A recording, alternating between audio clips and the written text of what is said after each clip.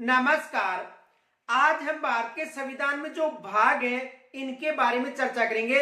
इससे पहले हमने देखो भारतीय संविधान में ग्रहण किए गए स्रोत भी पढ़ लिए, साथ साथ जो अनुसूचियां थी 12 उसका भी अध्ययन कर लिया था। और आज हम पढ़ेंगे भारत में या भारत के संविधान में जो भाग है उनके बारे में। देखो भारत के संविधान की बात करें तो भारत के संविधान में 22 भागों का उल्लेख है। कितने भागों का उल्लेख है? यानी 22 भागों का उल्लेख है। यदि भारतीय संविधान की बात करें तो भारतीय संविधान में कितने भागों का उल्लेख है? 22 भागों का उल्लेख है। लेकिन यदि उपविभाग सहित बात करें तो देखो उपविभाग सहित उपभाग कितने हैं? 25। यानी उपभाग सहित बात करें तो कितने हैं? 25। वैसे भारत के संविधान में भाग का उल्लेख था 22 भाग, लेकिन कुछ भाग नष्ट कर दिए, हटा दिए गए हैं और कुछ नए भाग शामिल किए गए। इस कारण वर्तमान में इनके उपविभाग सहित कितने हो गए? 25। अब देखो यदि एक जो भाग था वो निरस्त किया गया था, भाग 7। कौन सा भाग? यानी भाग 7 था जिसमें अनुच्छेद था 238।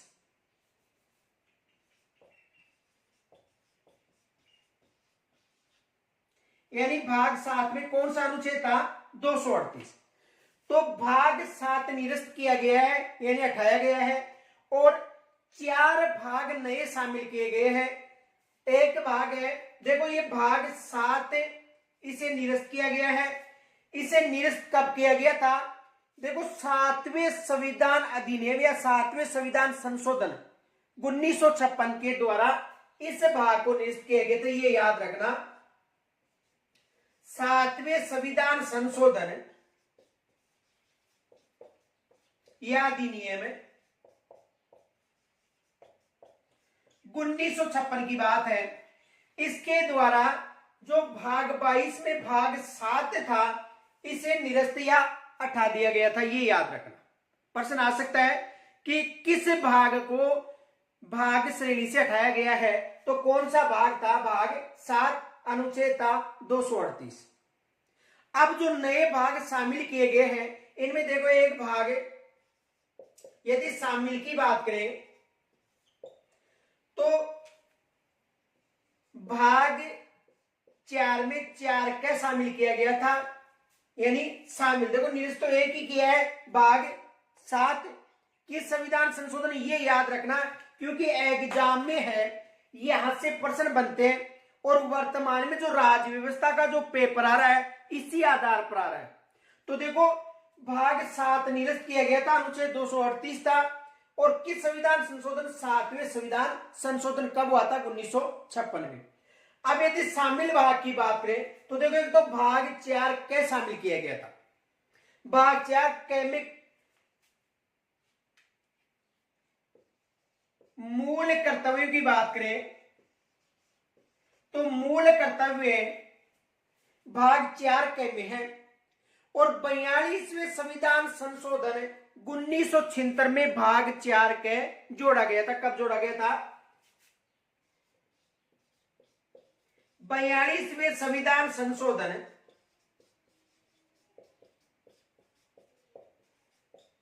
और 42वां संविधान संशोधन कब हुआ था? 1976 में।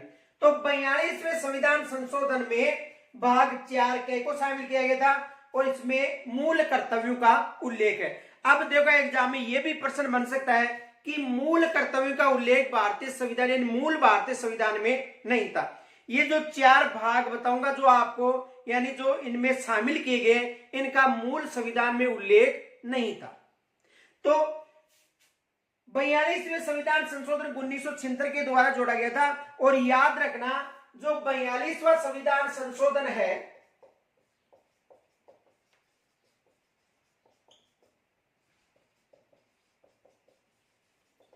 इसे मिनी संविधान भी कहा जाता है। मिनी संविधान यह भी याद रखना, जो 42वां संविधान संशोधन है इसे मिनी या लघु संविधान भी कहा जाता है।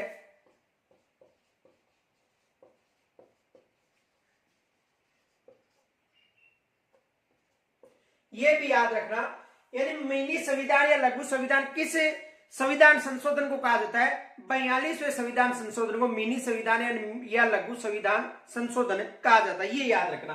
तो देखो 22 भाग वर्तमान में 25 उपभाग सहित है, निरस्त किया गया था। भाग 7 अनुच्छेद 238 था उसमें। और किस संविधान संशोधन? 7वें संविधान संशोधन 1956 की बात है। शामिल एक तो दिया गया था भाग 4 के, जिसमें मूल कर्तव्य है। और 42वें संविधान संशोधन 1976 के द्वारा ये शामिल किए गए थे। और जो मूल कर्तव्य हैं ये रूस के संविधान से ग्रहण किया गया था, या सोवियत संघ, पहले एक सोवियत संघ था लेकिन वर्तमान में रूस, तो रूस के संविधान से ग्रहण किया गया था। एग्जाम में यहां से भी प्रश्न बन सकता है। पीछे आपको सूत्र बताया था मैंने, जो विदेशी स्रोत ग्रहण करने के, आनी आज 10-20 को गपा करूं।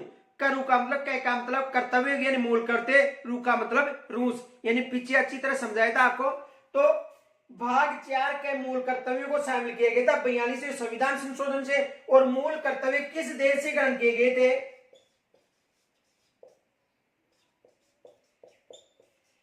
सोवियत संघ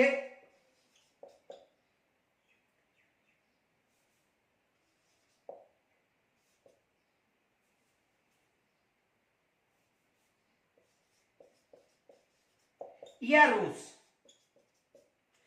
तो यहां तक समझ में आ गया होगा। और 42वें संविधान संशोधन को मिनी संविधान कहा जाता है, मिनी संविधान संशोधन कहा जाता है। यहां तक आप स्क्रीनशॉट ले सकते हो।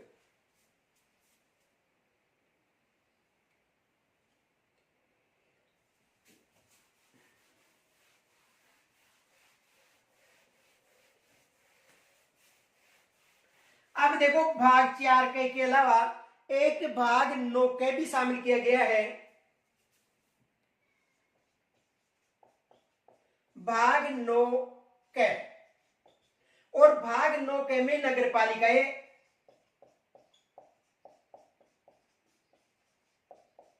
का उल्लेख है। यानी किसका उल्लेख है? नगर पालिकाओं। कौन सा भाग? भाग 9 के। तो भाग 9 में भाग 9 के शामिल किया गया था किस संविधान संशोधन से? तो देखो पीछे बताया था आपको कि अनुसूची बताई थी मैंने आपको 11 और 12। अनुसूची 12 में किसका उल्लेख है? नगर पालिकाओं का। अनुसूची 11 में किसका उल्लेख है? पंचायती राज का। तो देखो पंचायती राज संबंधी अधिनियम था 73वां संविधान संशोधन 1992 के तहत, और नगर पालिका संबंधी था 74वां संविधान संशोधन 1992 के तहत। तो देखो नगर पालिका यानी इसे जो भाग 9 के था, इसे 74वें संविधान संशोधन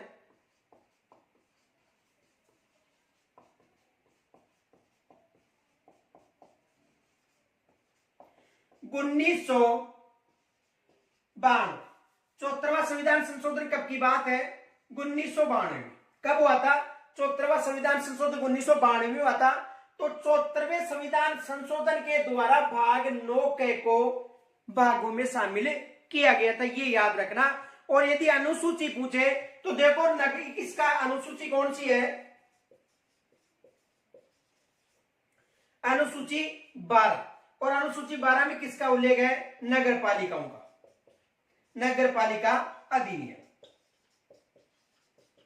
ये याद रखना। और इसमें कितने विषय शामिल किए गए थे?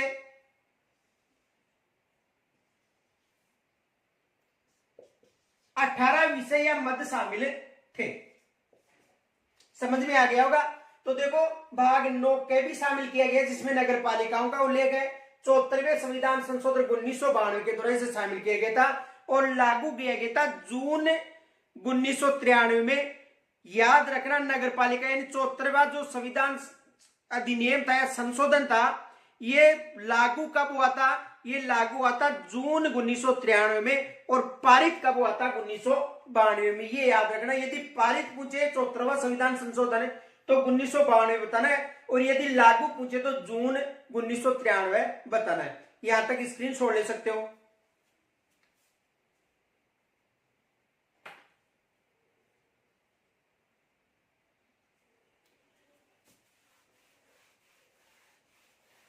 यदि भाग 9 की बात करें,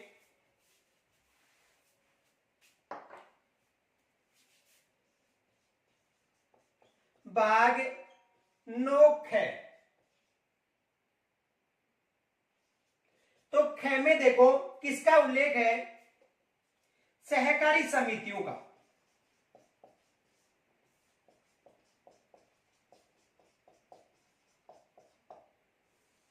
किसका उल्लेख है? यानी भाग 9 में सहकारी समितियों का उल्लेख है। और 97वें संविधान संशोधन 2011 में हुआ था। तो 97वें संविधान संशोधन के तहत इसे शामिल किया गया था। किसे? भाग 9 जो सहकारी समितियां, ये याद रखना। तो किस संविधान संशोधन के द्वारा? 97वें संविधान संशोधन या अधिनियम, माना एक ही बात है। और कब हुआ था? 2011 में इसे शामिल किया गया था। किसे? भाग 9 यानी सहकारी समितियों का। अब यदि भाग 14 की बात करें,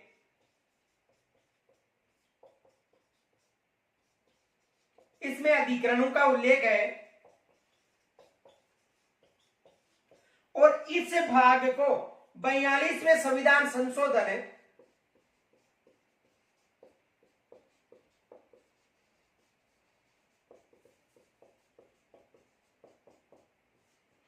उन्नीस के द्वारा शामिल किया गया था। तो कितने भाग शामिल किए? 4 भाग।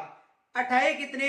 1। देखो यदि बात करें तो जब संविधान का निर्माण हुआ था, मूल संविधान या प्रारंभिक संविधान में कितने भाग थे, ये याद रखना। यदि प्रारंभ में बात करें तो कितने थे? 22। और वर्तमान में भी भाग तो 22 ही हैं, लेकिन यदि उपविभाग पूछे या उपभाग पूछे तो ही बताने आपको 25, वन्यता भाग तो कितने? 22। ये याद रखना। संविधान में भाग कितने हैं? 22। ठीक है, लेकिन उनमें एक भाग निरस्त कर दिया और 4 भाग उसमें शामिल कर दिए। तो देखो मूल प्रारंभ में 22 थे मूल संविधान में। अब देखो इनमें 4 को शामिल किया गया है। 4 कौन कौन से हैं? देखो एक तो है भाग 4 इसे शामिल किया है। फिर इसके साथ ही भाग 9 2 भाग हो गए। देखो एक तो कौन सा? यानी भाग 4 भाग 9 भाग 9 और भाग 14 ये 4 भाग शामिल किए गए हैं। ये 1976 में किया गया था 42वें संविधान संशोधन के तहत। भाग 9 जो नगर पालिका संबंधी है। 74वें संविधान संशोधन 1992 के द्वारा भाग 9 है, ये सहकारी समिति संबंधी है। इसे 97वें संविधान संशोधन 2011 के द्वारा शामिल किया गया था। भाग 14 की बात करें तो 42वें संविधान संशोधन 1976 के द्वारा शामिल किया गया था। तो ये कितने भाग हो गए? देखो 22 और 4 26 भाग हो गए। कितने? 26। लेकिन एक फैक्ट याद रखना, 7 जो भाग 7 है, कौन सा भाग? 7। और संविधान संशोधन में कौन सा है? 7। तो भाग 7 निरस्त किया गया है। इस कारण वर्तमान में उपविभाग से कितने हो गए? उपभाग पूछे तो उसके सहित 25 है और वैसे भाग कितने हैं? 24 है। यहां तक समझ में आ गया होगा, तो आप स्क्रीनशॉट ले सकते हो।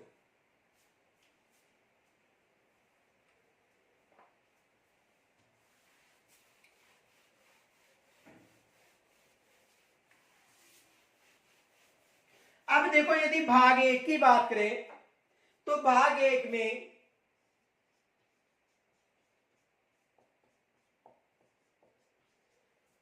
संघ व उसके राज्य क्षेत्र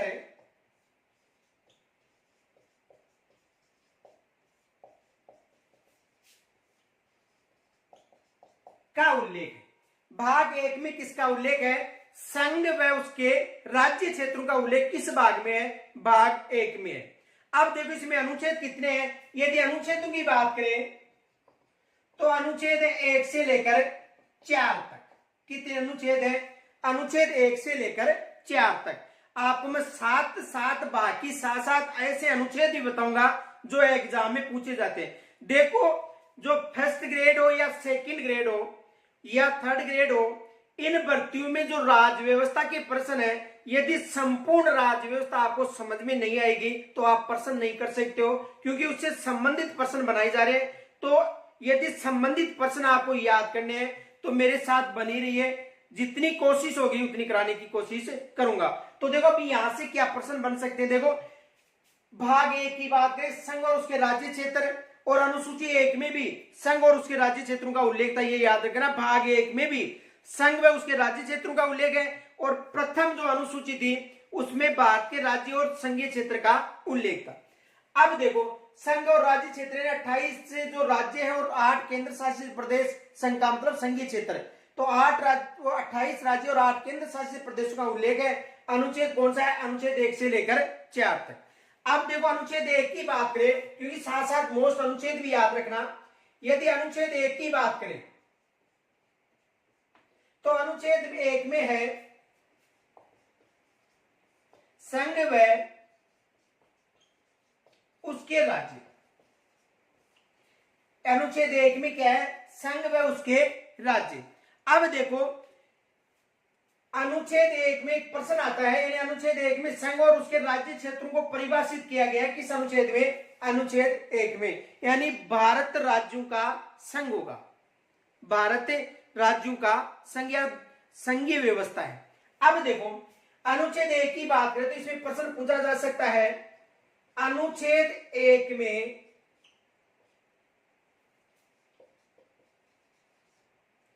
संघीय क्षेत्र के लिए, या अनुच्छेद 1 में उल्लेखित शब्दावली भारत राज्यों का संघ है,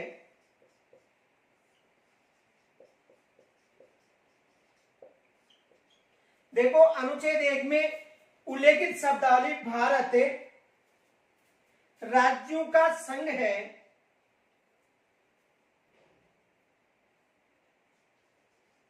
किस देश के संविधान से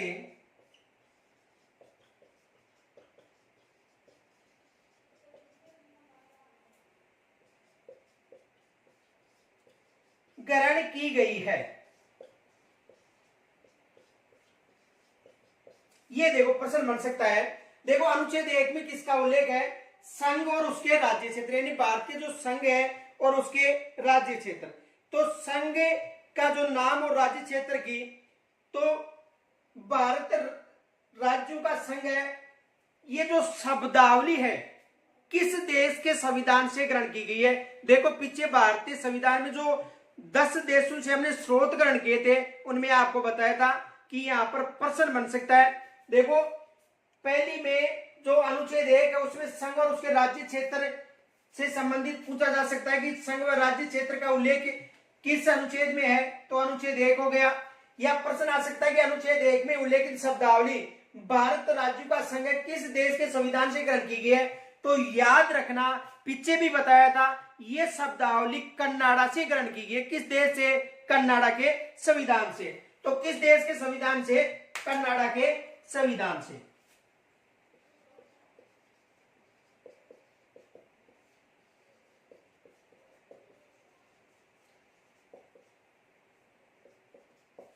किस देश के संविधान से ग्रहण की गई है?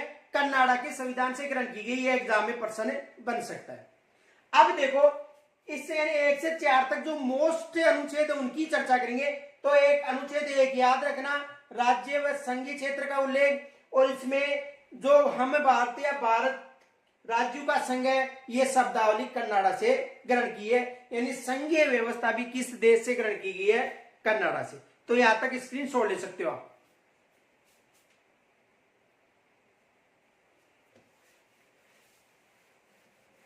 यदि अनुच्छेद 2 की बात करें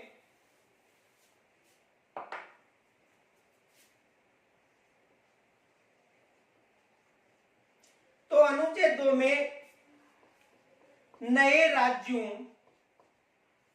का प्रवेश, यानी कोई भी नया राज्य है उसका जो प्रवेश का उल्लेख है वो किस अनुच्छेद में है? अनुच्छेद 2 में। यानी कोई भी नया राज्य प्रवेश, जैसे मान लो कोई भी भारतीय सीमा के पास में किसी भी देश पर अधिकार करके उसकी क्षेत्र को शामिल करके उसे जिले के रूप में या शामिल किया जाता है, तो नए राज्य का प्रवेश अनुच्छेद 2 में। अब देखो यदि अनुच्छेद 3 की बात करें तो देखो नए राज्य की सीमा निर्माण, यानी नए राज्य की सीमा निर्माण, नाम परिवर्तन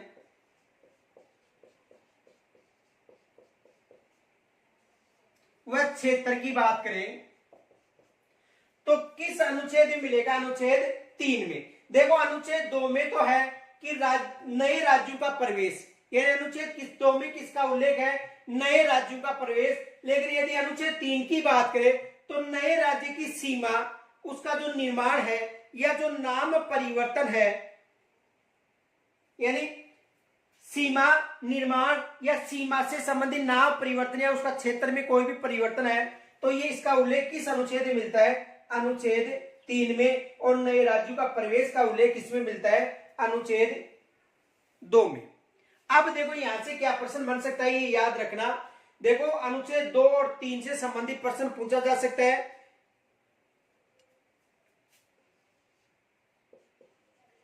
किसी भी राज्य की सीमा में या नाम परिवर्तन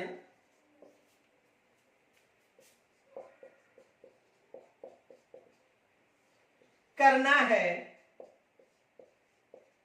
तो किस अनुच्छेद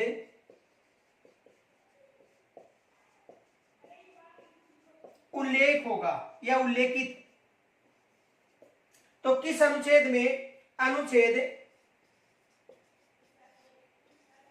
3 में। अनुच्छेद कौन सा है? 3 में। तो ये एग्जाम में प्रश्न बन सकता है कि भाग 1 संघ और उसके राज्य क्षेत्र है, अनुच्छेद 1 से 4 तक। पहला में संघीय शब्दावली का उल्लेख है और 2 में नए राज्यों का प्रवेश का उल्लेख है और 3 में कोई भी राज्य उसका नाम में परिवर्तन, सीमा परिवर्तन, निर्माण में जो भी है परिवर्तन संबंधी उल्लेख मिलता है। यहां तक आप स्क्रीनशॉट ले सकते हो।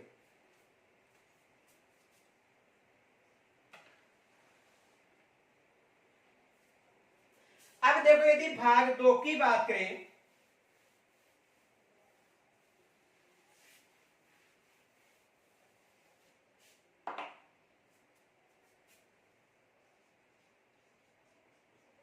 भाग 2 और इसमें नागरिकता का उल्लेख है।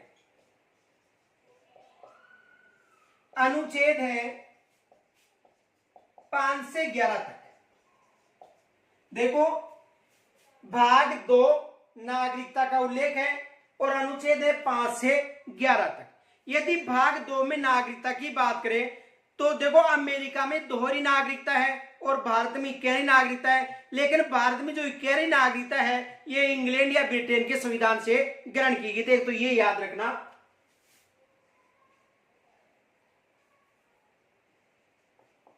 भारत में इकहरी नागरिकता की व्यवस्था है।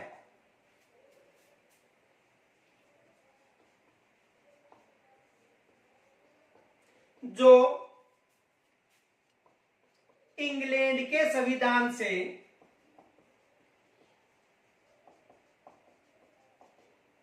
ग्रहण की गई है।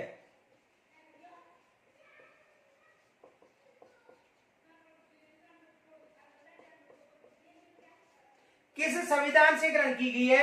इंग्लैंड के संविधान से ग्रहण की गई है, क्योंकि भारत में भी जो अमेरिका की तरह केंद्र और संघीय जो राज्य व्यवस्था अलग अलग है, लेकिन नागरिकता कैसी है? इकहरी नागरिकता। लेकिन अमेरिका में कैसी नागरिकता है? दोहरी नागरिकता। तो भारत ने जो नागरिकता की व्यवस्था ग्रहण की थी, तो नागरिकता की व्यवस्था किस देश के संविधान से ग्रहण की गई थी? इंग्लैंड के संविधान से ग्रहण की गई थी। अब देखो अनुच्छेद 5 से 11 तक मोस्ट अनुच्छेद। यदि अनुच्छेद 6 की बात करें तो देखो अनुच्छेद 6 में उल्लेख है कि पाकिस्तान से भारत आने वाले जो नागरिक हैं या जो नागरिकता का उल्लेख है ये किस अनुच्छेद में है? अनुच्छेद 6 में।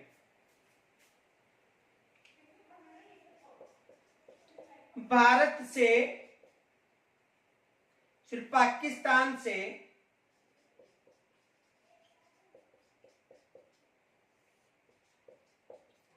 भारत आने वाले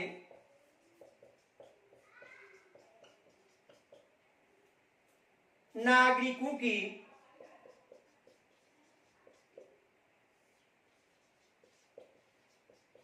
नागरिकता, इसका उल्लेख किस अनुच्छेद में है? अनुच्छेद 6 में है, पाकिस्तान से भारत आने वाले नागरिकों की नागरिकता का उल्लेख। देखो यहां से एग्जाम में प्रश्न इसलिए बन सकता है क्योंकि वर्तमान में कई ऐसे मुद्दे हो रहे हैं, जैसे मान लो हाल में पाकिस्तान से एक जो महिला थी वो भारत आ गई थी, ऐसे मुद्दे हो रहे हैं, तो उन मुद्दों को करंट बेस लेकर एग्जामिनर यहां से प्रश्न बना सकता है। देखो कि जैसे मान लो कुछ दिनों की बात है, तो एक जो महिला थी वो यानी पाकिस्तान से कहां पर चली गई थी? लंदन, और वहां से नेपाल होती हुई भारत आ गई थी। तो उसका जो करंट बेस को मद्देनजर रखते हुए एग्जामिनर के दिमाग में ये प्रश्न आ सकता है कि पाकिस्तान से भारत आने वाले जो नागरिक हैं उसकी जो नागरिकता प्राप्त है तो उसका उल्लेख किस अनुच्छेद में मिलेगा? तो अनुच्छेद 6 में उसकी नागरिकता का उल्लेख मिलेगा, यानी पाकिस्तान से भारत आने वाले व्यक्तियों की नागरिकता का उल्लेख। अब देखो आज का ही मुद्दा है कि एक श्री माधोपुर की जो बच्ची थी वो भारत से पाकिस्तान जा रही थी और उसे जयपुर एयरपोर्ट पर बंदी बना लिया था। तो देखो ये भी प्रश्न बन सकता है। तो अनुच्छेद यदि 7 की बात करें तो भारत से पाकिस्तान जाने वाले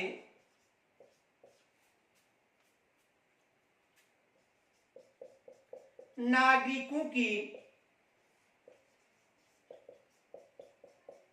नागरिकता का उल्लेख किस अनुच्छेद में है? अनुच्छेद 6 और 7। देखो यहां पर करंट बेस के हिसाब से एग्जामिनर प्रश्न बना सकता है कि पाकिस्तान से भारत आने वाले जो नागरिक हैं उनकी नागरिकता का उल्लेख किस अनुच्छेद में, या भारत से पाकिस्तान जाने वाले जो नागरिक हैं उसकी नागरिकता का उल्लेख किस अनुच्छेद में। दो घटनाएं, एक भारत पाकिस्तान से जो महिला भारत आ गई थी और एक आज की घटना है कि श्री माधोपुर की एक बच्ची है जो कहां जा रही थी? पाकिस्तान। तो जो एग्जामिनर है जब उसके दिमाग में ये रहता है कि पाकिस्तान आना और जाना, और वो यदि पॉलिटिकल साइंस का पेपर रहेगा तो 100% उसके दिमाग में ये अनुच्छेद जरूर आएंगे और यहां से वो प्रश्न देने की कोशिश करेगा।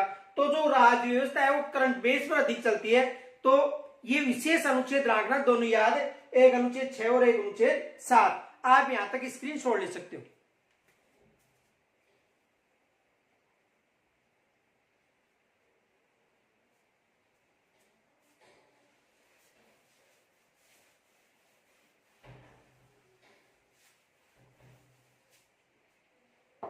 यदि अनुच्छेद 9 की बात करें तो अनुच्छेद 9 में यह है उल्लेख है कि स्वेच्छा से विदेशी नागरिकता ग्रहण करना।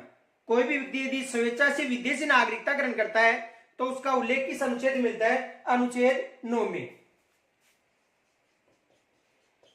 कोई भी नागरिक स्वेच्छा से विदेशी नागरिकता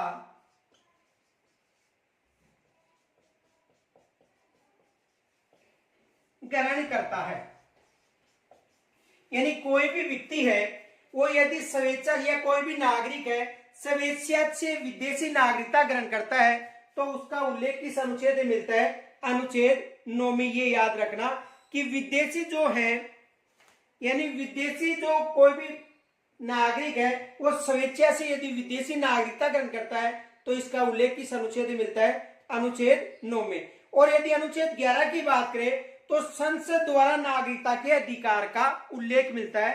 अनुच्छेद 11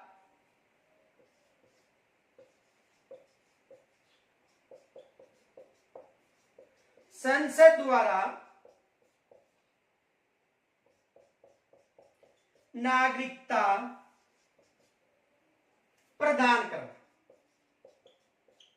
यानी विधि के द्वारा। तो संसद द्वारा नागरिकता प्रदान या नागरिकता बनाए रखना किस अनुच्छेद की बात है? अनुच्छेद 11। और यदि कोई भी नागरिक स्वेच्छा से विदेशी नागरिकता ग्रहण करता है तो इसका अनुच्छेद कौन सा है? अनुच्छेद 9। तो अनुच्छेद 9 याद रखना। यह अनुच्छेद 11 देखो, संसद द्वारा जो नागरिकता अधिकार है, यानी जो नागरिकता प्रदान करना या नागरिकता का अधिकार है, विधि के द्वारा यानी कानून के द्वारा। देखो इसे समझो कि कोई भी व्यक्ति है या कोई भी नागरिक है, वो उस नागरिकता की मानक जो भी शर्तें वो पूर्ण करता है तो संसद कानून बनाकर उसे नागरिकता प्रदान करता है। ये किस अनुच्छेद में होगा? अनुच्छेद 11 में। समझ में आ गया होगा। यानी कोई भी यदि है जो भी नागरिकता की जो भी शर्तें हैं वो पूर्ण करता है तो संसद कानून बनाकर उसे नागरिकता प्रदान करता है। समझ में आ गई होगी। तो उसका उल्लेख तो किसमें है? अनुच्छेद 11 में। यदि अनुच्छेद 9 की बात करें तो कोई भी व्यक्ति स्वेच्छा से खुद की इच्छा से विदेशी नागरिकता ग्रहण करता है तो उसका उल्लेख किस अनुच्छेद में मिलता है? अनुच्छेद 9 में। और यदि पाकिस्तान से कोई भी नागरिक भारत आता है तो उसका उल्लेख अनुच्छेद 6 में मिलता है। और भारत से कोई भी नागरिक पाकिस्तान जाता है तो उसका उल्लेख किसमें मिलता है? अनुच्छेद 7 में। तो आज हमने भाग 1 व भाग 2 का अध्ययन किया। कल शेष भाग का अध्ययन करेंगे। एक विशेष याद रखना कि यहां से करंट पेज पर अधिक प्रश्न पूछे जाते हैं। आगे देखो,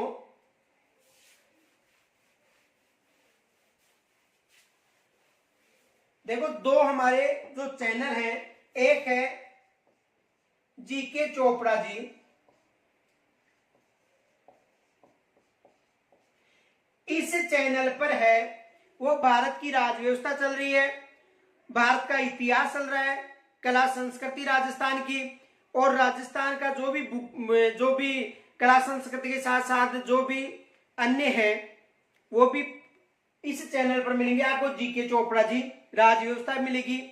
और यदि आपको केवल राजस्थान और भारत का भूगोल पढ़ना है, केवल भूगोल, तो देखो ज्योग्राफी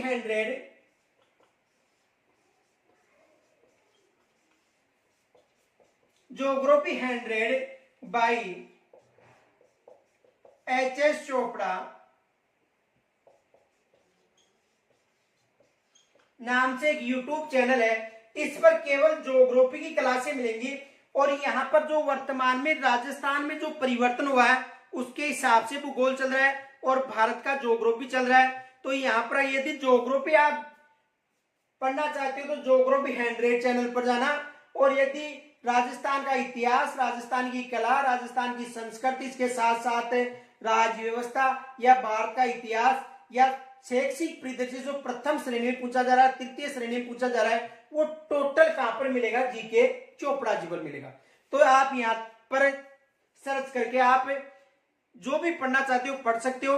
राजस्थान का जो भूगोल है उसमें 50 जिलों के आधार पर अध्ययन चल रहा है, आप देख सकते हो पहले, और उसके बाद में आपको ये पता चलेगा कि क्या क्या परिवर्तन हो रहे हैं, क्योंकि जो परिवर्तन है वो एग्जामिनर प्रश्न जरूर बनाता है। साथ ही मार्केट में एक राजस्थान का भूगोल भी आ रहा है, भारत का ज्योग्राफी भी आने वाला है फिलहाल में, और एक शैक्षिक परिदृश्य का जो टेस्ट सीरीज है वो भी आपके सामने आने वाला है। तो आप सभी से निवेदन है कि यदि आपको अच्छा लगता है तो लाइक जरूर करना और अपने साथियों के साथ शेयर जरूर करना। नमस्कार, राम राम जी।